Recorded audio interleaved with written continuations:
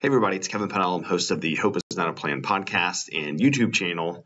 And I'm coming to you today. I'm doing some training. I'm here in a conference room, not at home, my studio with my microphone, but I wanted to share and do this 5-Minute Friday as a follow-up to the episode from earlier this week about all the lessons we learned from the amazing men and women, particularly largely men that made the invasion, that jumped in, that went on those amphibious craft in D-Day 80 years ago yesterday, and the value of hope. And while this show is called Hope is Not a Plan, we still have to have that hope that ignites us to do something that we are terrified to do. When the ramp went down on those landing crafts, all those men were terrified, right? But the hope that they could push through the Nazi defenses, that they could break in and free those people and keep pushing through Europe, and they did at terrible costs on behalf of all of us in the free world, kept them going. That hope ignited what they did, and the action that they took transformed the world to a better place.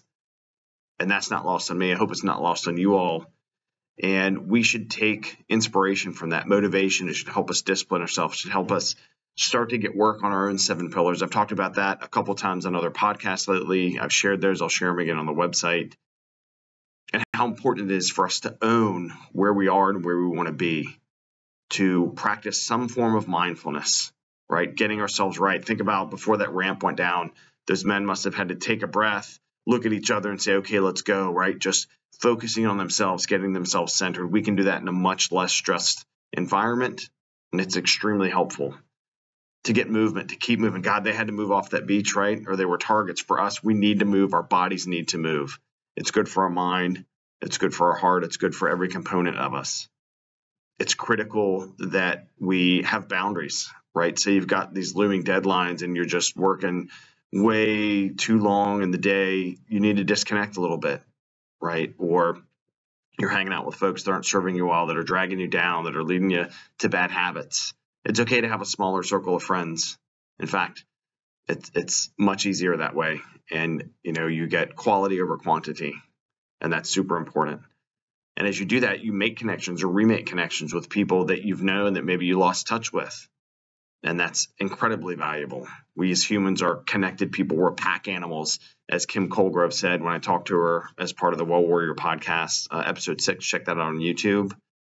And with those connections, when we disconnect at night, we need to focus on our sleep, right? Not staying up flipping channels. And I've lately done that more and more, but disconnect from the electronics, an hour or so before bed, and just, really focus on that and do your best and look into some of the sleep hygiene techniques if you're having problems with that.